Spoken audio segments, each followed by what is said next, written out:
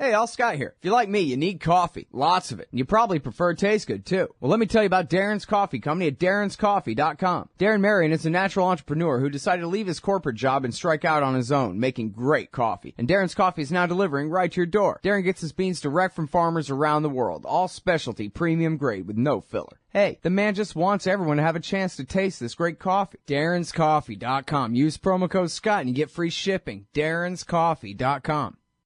All right, you guys, welcome back to the show. I'm Scott Horton. It's my show, Scott Horton Show. And I figured out basically the one and only way that I can get myself to read books is if I go ahead and schedule the interview in advance, and then I have to read the book. Sometimes they get bumped a day or so, but I've read the book now. I read the whole dang book. It's great, too. I love it.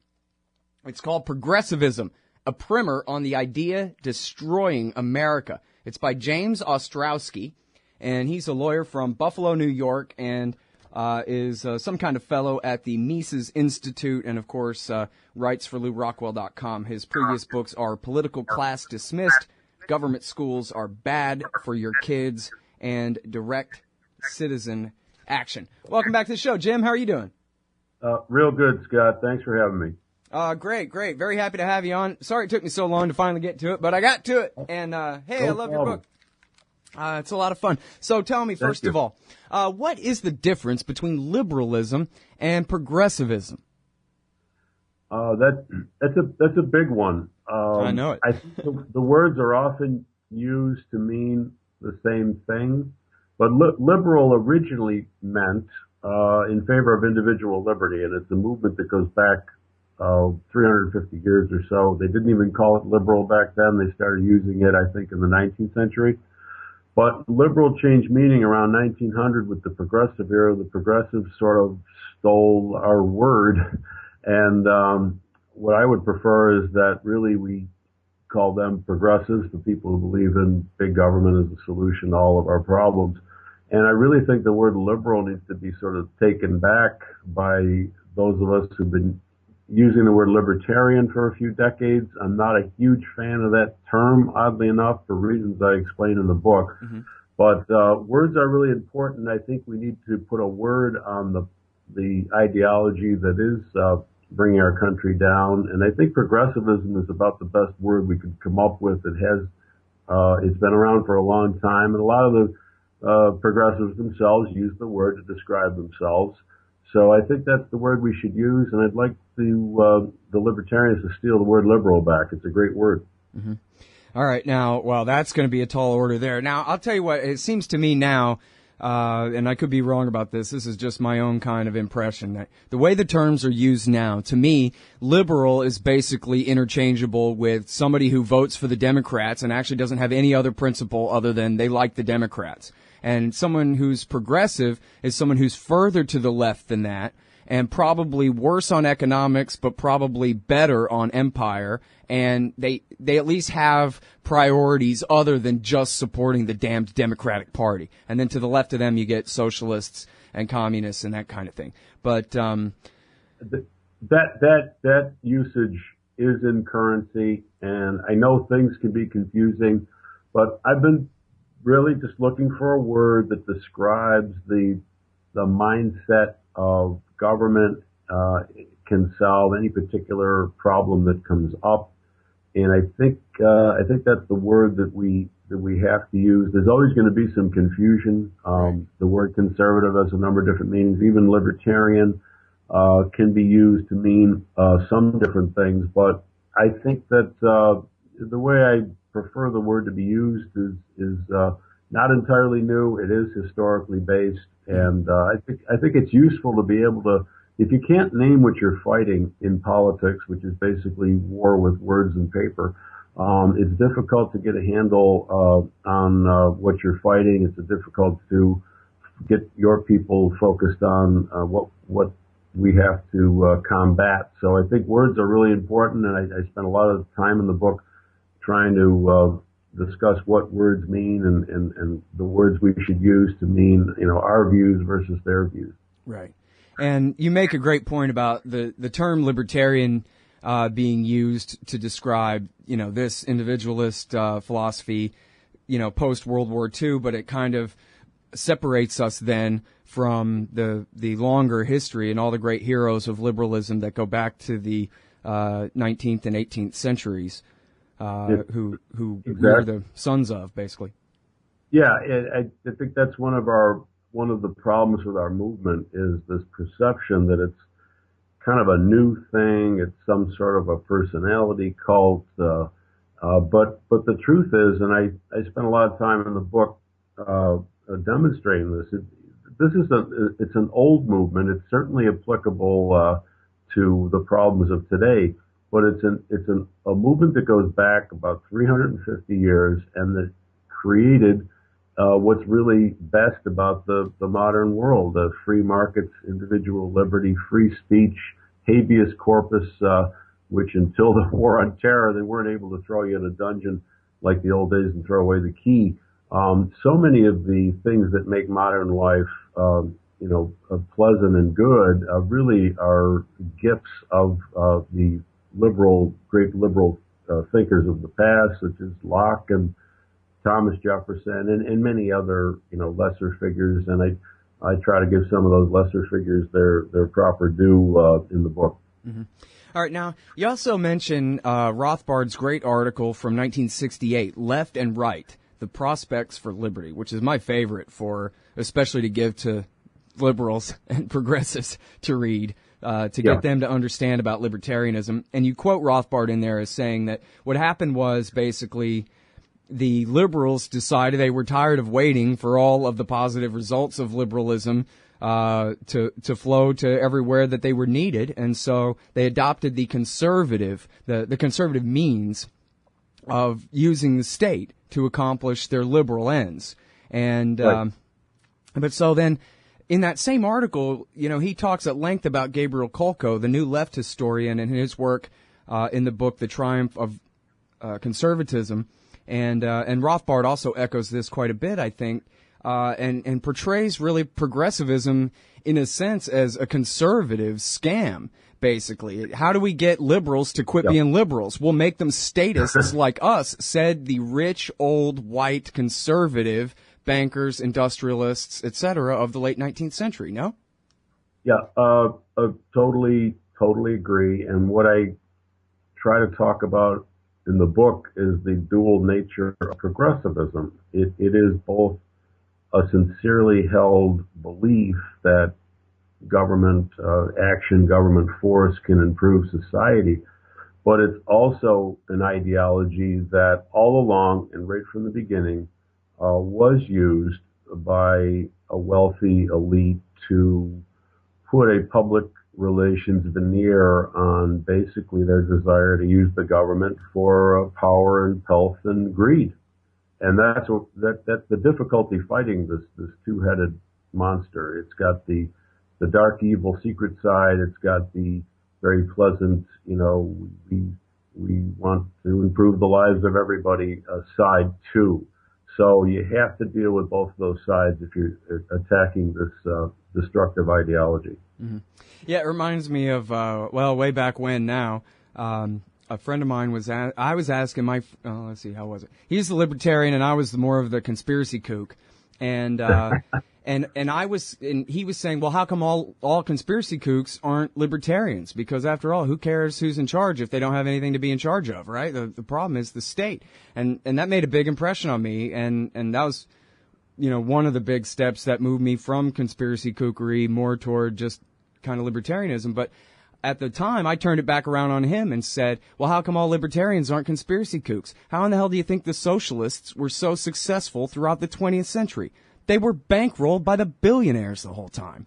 Look at all the big foundations are the ones who support all the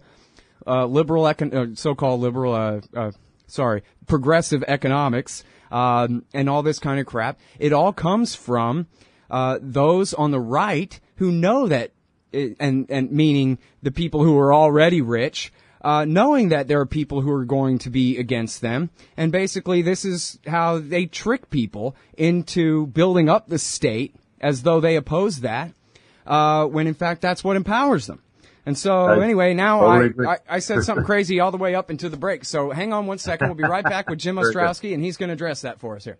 Hey, y'all, Scott Horton here for WallStreetWindow.com. Mike Swanson knows his stuff. He made a killing running his own hedge fund and always gets out of the stock market before the government-generated bubbles pop, which is, by the way, what he's doing right now, selling all his stocks and betting on gold and commodities. Sign up at WallStreetWindow.com and get real-time updates from Mike on all his market moves. It's hard to know how to protect your savings and earn a good return in an economy like this. Mike Swanson can help. Follow along on paper and see for yourself. WallStreetWindow.com. All right, you guys, welcome back. I'm Scott Horton. Right now we're talking with Jim Ostrowski about his great new book, Progressivism, a primer on the idea destroying America. And so, where we left off was about how, I'm not so sure if, and maybe we're kind of both of two minds about this, and there's a little bit of a confluence, I don't know exactly what points, but on one hand, progressivism as, I don't know, an ideology, an excuse for doing things to people, is pretty damn shabby and serves as the excuse for a lot of horrible things to be done to a lot of people. But I wonder if ultimately, Jim, if progressivism isn't just really a scam of the conservatives to undo liberalism as you define it and to bring us back to those pre-American revolutionary days where, they stand thwart history and yell, stop. We get to keep all the stuff we have, and you can't have any either. Conservatism. Yeah, right. I think you're correct. And the history of it is that the progressive, party and era was in many ways bankrolled by wealthy people who really didn't like the laissez-faire economy. They wanted more control, and they created various mechanisms, antitrust laws, and so on, which inevitably it's called regulatory capture. Regulatory bodies are usually captured by the industry they regulate. The average person doesn't have the time to go down to Washington and lobby, but wealthy people do. They can hire people, and inevitably it turns out that they control the regulatory agencies for their own benefit. And one important example is occupational licensure. This was portrayed as something that would be to the benefit of the public. We would eliminate incompetent lawyers, doctors, and so on. But the truth is that this effort towards licensure was led by the very industries to be licensed because they didn't like the competition. They wanted to create a government cartel. But they, of course, weren't going to say that. I mean, the doctors weren't going to say, we want to put the midwives out of business so we can charge more money. They were going to say that, this would be a safer way to, deliver babies and so on. So it's always the dual nature of it. There's a sincere by some people, but there's also a desire to use the government basically for an economic advantage over competition. Mm-hmm. Yeah, and, it's pretty easy to see. I mean, if anybody, in my life, I don't know how many millionaires I've met, a handful, and one or two of them were decent, but mostly my experience with really rich people is most of them were born that way, and they have such a sense of entitlement, they wouldn't give to charity unless you held a gun to their head. They're usually really mean, scummy people compared to regular working class folks. I don't know if that's your experience or not, but it makes sense. Clearly, it makes sense on its face that, Mr. Born with $1 zillion in his bank account, we ought to eat him for sustenance and burn his clothes for warmth. Why the hell do these few, self-chosen elites, and I mean in the private sphere, why do they get to have all the capital and nobody else does? And that's not necessarily an argument for the state taking over the capital, but some of these millionaires and billionaires, they don't want to do nothing but drive around in their yacht all day while other people are starving to death, Jim. So you could see why people would think, you know what, if that's how you're going to be, then I'm going to tax your ass and I'm going to force you to give to charity since you won't because you're scum. Well, I could see that point of view, but what happens is that it used to be pretty easy to become a millionaire around 1905, 1910. where you could work hard and keep the fruits of your labor. And now it's very difficult to do that. I mentioned in the book there's an idea I have for a business that I think would be fabulously successful, but it's actually technically illegal in New York State to start the business. So a lot of the high taxes and regulations, they do keep working people down. They do prevent poor people from rising to the higher levels. And so this existing body of billionaires and millionaires actually has relatively more power, and they leverage that power to control the government. I can tell you in Buffalo, New York, the various levels of governments are controlled by about 50 wealthy people, and I've never heard them complain. When I was trying to rouse up the masses to change the system around here, not one of them called me and said, "Hey, good job." They like the system where they can sort of pick the judges, pick the prosecutors, pick the congressmen. They like the current system that libertarians and I prefer the word liberal are trying to change. And really, I think the people on the left who do have a populist streak should take a second look at our program and perhaps join up with us. Yeah, I mean, that's the thing is it's easy to see, hey, take all their money and give it to the people who don't have any, but it's another kind of second order. You got to think longer and harder about it to see what the further effects of that would be.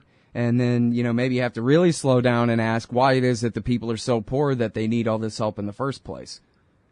Well, absolutely. And I talk about this in the book, that the government itself manufactures poverty and then purports to come to the rescue or throw a few crumbs to make sure that the proletariat doesn't revolt against the current system. So I think years ago the left did have sort of a realistic view of welfare, that it was basically just buying people off who are shut out of the system. And I don't know where that sentiment went. Libertarians still believe that, but now it seems that the left is just sort of mindlessly is going to defend welfare without looking at the underlying reasons why people need it. Because if you look at those reasons, you've got to get into the economic analysis of the corporate state versus the free market. Mm-hmm. And I don't think they're comfortable going in that direction. Well, speaking of which, talk to us a little bit about the ghettos and the inner cities here. Other than just kind of the basics that everybody knows, that if you pay people to not work, they won't work and that kind of thing. Yeah. But there's a lot more to the government's economic wars against the poor in the inner cities in the United States. Like what? Well, yeah, I mean, I've lived in Brooklyn, and I used to work in the Bronx. I'd go through a number of vacant blocks to get to the courthouse where I was doing some criminal work at that time. And I live in Buffalo now and have for some time. I'm very familiar with the inner city of Buffalo, and it's sad. It's a wasteland. The neighborhood where my father was born was German, Polish. It was working class. My father was born on the kitchen table, but there was opportunity. There was a vibrant economy. Today, it's an economic wasteland, and I trace it really to the various progressive programs, such as the government schools, the war on drugs, the welfare state, but also the strangulating effect of regulation, particularly occupational licensure. It's very difficult. I'll give you one concrete example, which I think is mentioned in the book. Years ago, when I was in college, I got a quick job as a security guard, and now you have to have a license for that. Well, what if you don't have any money to pay the rent in 2 weeks, and you need to get that job, and you need to get that first paycheck, and it's going to take you 6 months. Maybe you don't have the $150 fee. I don't think that progressives realize how difficult they have made life for the average person of modest means or a poor person to just get into the economy and get the first rung up the ladder towards success. Regulation is particularly difficult to explain to people how destructive it is because we don't have, as Donald Rumsfeld would say, the metrics to really show how damaging it is. Right. All right, now hold it right there. That's a good place to pick up this conversation. Jim's going to do the whole hour with us, y'all, so hang tight, Jim. We'll be back at 6 minutes after the hour. More with Jim Ostrowski from the Mises Institute on his new book, Progressivism, a primer on the idea destroying America. Hey, Scott Horton here to tell you about this great new book by Michael Swanson, The War State. In The War State, Swanson examines how Presidents Truman, Eisenhower, and Kennedy both expanded and fought to limit the rise of the new national security state after World War II. If this nation is ever to live up to its creed of liberty and prosperity for everyone, we are going to have to abolish the empire. Know your enemy. Get The War State by Michael Swanson. It's available at your local bookstore or at Amazon.com in Kindle or in paperback. Just click the book in the right margin at scotthorton.org or thewarstate.com. All right, you guys, welcome back to the Dang Show. Oh, I wasn't listening to the onion thing. Was that funny? I was laughing at a tweet. All right, I'm talking with Jim Ostrowski from the Mises Institute. He's the author of this new book, Progressivism, a primer on the idea destroying America. And where we left off at the break, Jim, you were describing how progressive government policies impoverish people. And then they, of course, as Harry Brown said, they like to break our legs and then hand us crutches and tell us how lucky we are for having them. So please continue. You're talking about how difficult it is for people to do business in the inner city in the United States of America. Well, absolutely. I mean, first of all, they're most likely coming out of a home with no father because the government has replaced the father in many of these communities. And then they're getting very subpar education in government schools, where, as I point out in my other book, there's a tremendous amount of violence, there's bullying, political propaganda, there's a lot of health issues, a lot of pregnancy, STDs, vandalism, you name it, sexual abuse. And, you know, it's difficult to actually learn anything in such a place. So then you get out there in the marketplace and you're facing the minimum wage law, which prevents you from getting hired unless you are super productive. And all that does, by the way, is that, you know, an employer in a small business will say, well, I'm going to take this really experienced and smart and hardworking person, pay him a lot of money, and that person will do 2 or 3 jobs that I could have filled if there wasn't a minimum wage. So again, you know, progressives, they purport to be helping the person at the bottom, but they're actually helping the mid-level, more experienced worker. Many more and more professions, more and more businesses require licenses and fees, some of which are extremely expensive. Many, you know, if you want to go out and sell some T-shirts, you got to register with the state sales tax people and send them the money. If you're a day late in your tax form, they charge you $50, even if you haven't sold anything. I mean, it's on and on and on, and each year there's more and more of these regulations, because one of the, you know, I have a little checklist for what exactly is the progressive mindset. One of the elements of progressivism is that there's no limiting principle. So if you follow your local state legislature or county legislature or the Congress, every year, sometimes every month, there's new laws, new taxes, new regulations. So things are always getting worse and worse and worse. And I think, as I point out in the book, a lot of people are in denial, but the country, in my opinion, is actually declining. And the reason why that's not widely recognized is because Americans don't know what decline looks like. Well, you know what? 80% of the people are broke. And this is, you know, Mr. and Mrs. America, this is what decline looks like. Just look around, open your eyes. Yeah. Well, and you really go through in the book and talk about, people living paycheck to paycheck. The super duper majority of the American people have virtually no savings whatsoever. And how could they with interest rates like this? But now, so here's the thing, though, and this is what we were talking about, actually, what you were saying right at the break, was about the metrics, as Donald Rumsfeld called it. Right. we don't have the metrics, meaning a way to measure whether we're doing more harm than good. And so, but I wonder, why it is that that's the case. I mean, hell, I can think of all kinds of ways I would like to improve society this way and that, and maybe if I could get the state legislature and the governor to go along with me, then I could make everything better. But you're telling me, don't bother trying, Horton, because it doesn't work. It can't work. But why not?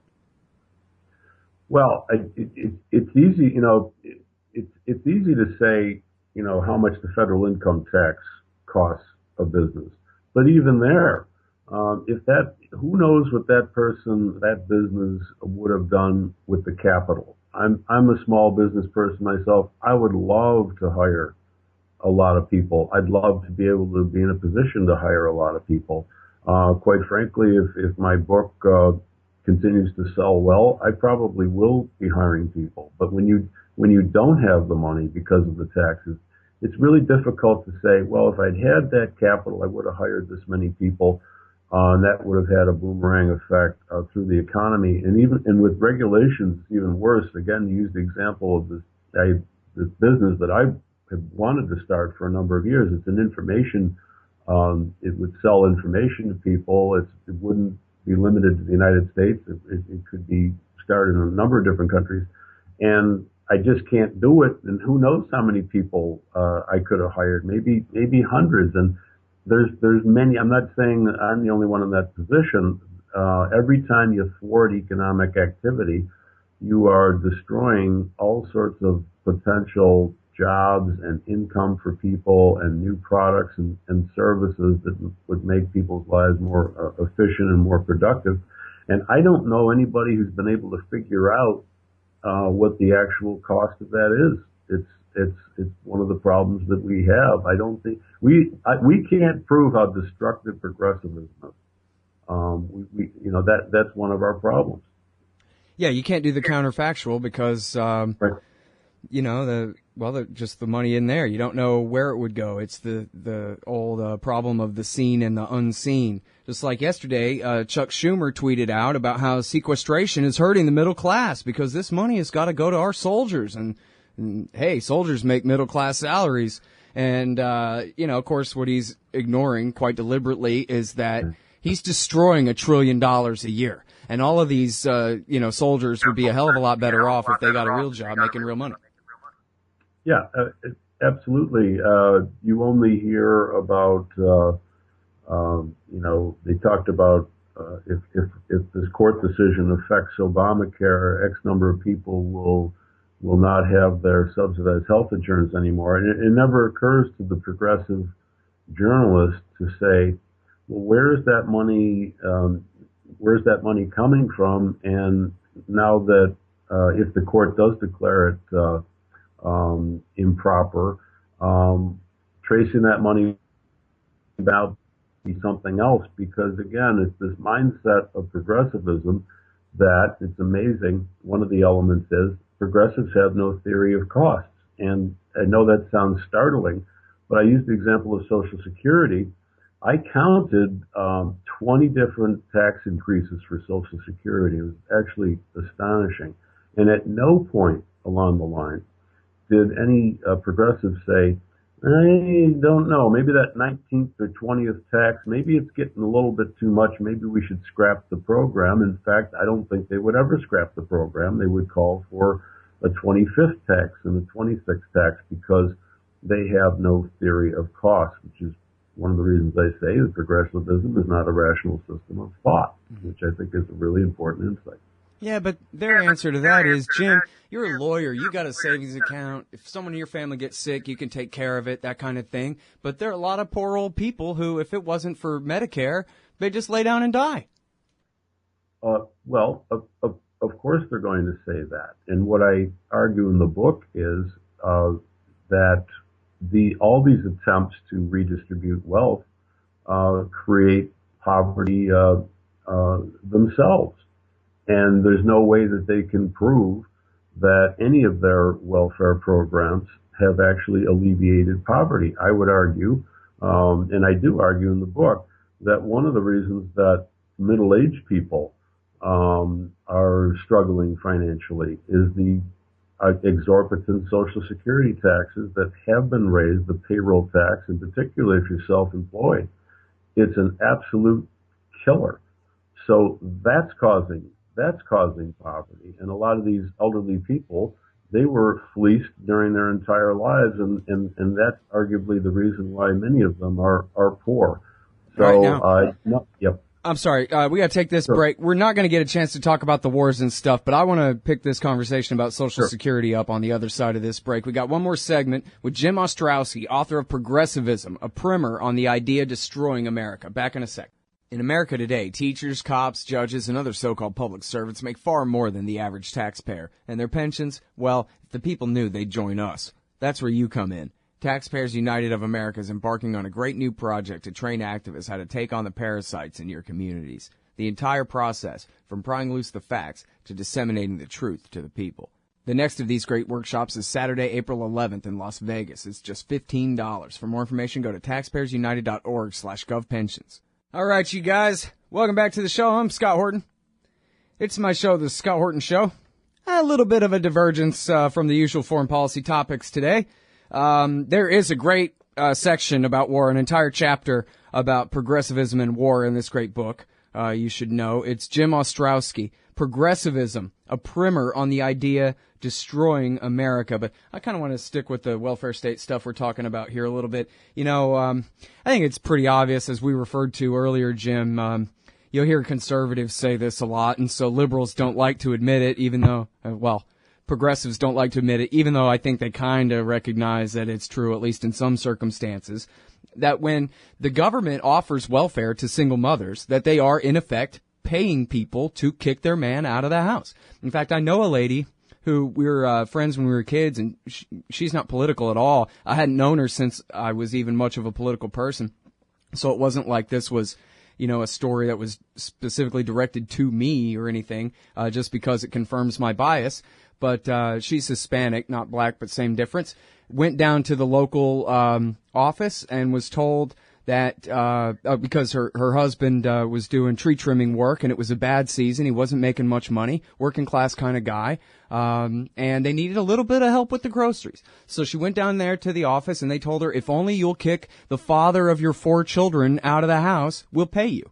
And in fact, it was even more explicit than that. It was, we will pay you to kick him out of the house. And she was kind of astonished by this. She was saying, well, no, he's a good father. He's a good husband. I like the guy. I'm not trying to get rid of him. I'm just saying I could use some help with the groceries. And they're saying, sorry, we only give money to single mothers. So that's what you have to do to get the money. Right. And so even though that's like the argument ad absurdum, in effect, we have that same kind of incentive structure going on. It's basically undeniable. But you know what was surprising to me was years ago I talked with, I think it must have been David Thoreau from the Independent Institute, who said, oh, and I think this is in the book Raw Deal, New Deal or Raw Deal as well, that when the feds invented the dole during the Great Depression, that was how they got all the grandparents kicked out of the house, all the aunties and uncles and extended family. And that was the beginning of the nuclear family, was in order to get on the Depression era dole, you had to say, no, it's just me and my wife and the kids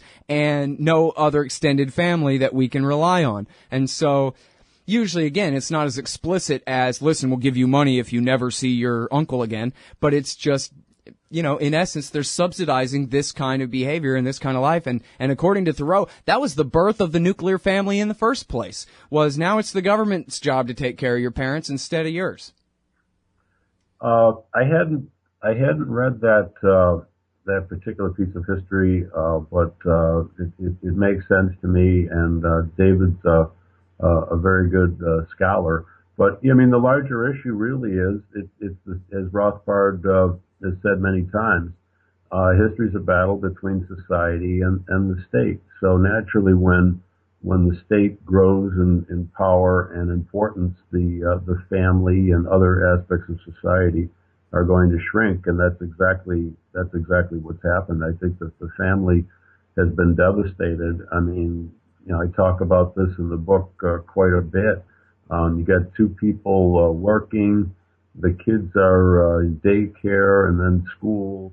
The grandparents are in a nursing home somewhere. I mean, the family is the shadow of its former self in the United States. I think that's very sad.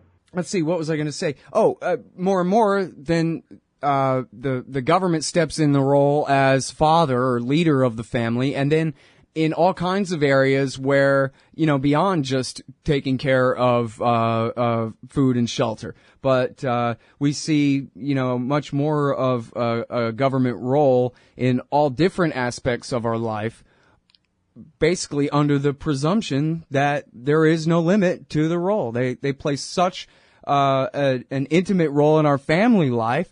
Well, how could you oppose their zoning regulations or their restrictions on commercial speech or their campaign finance or their, whatever other thing that they're doing in a larger societal sense?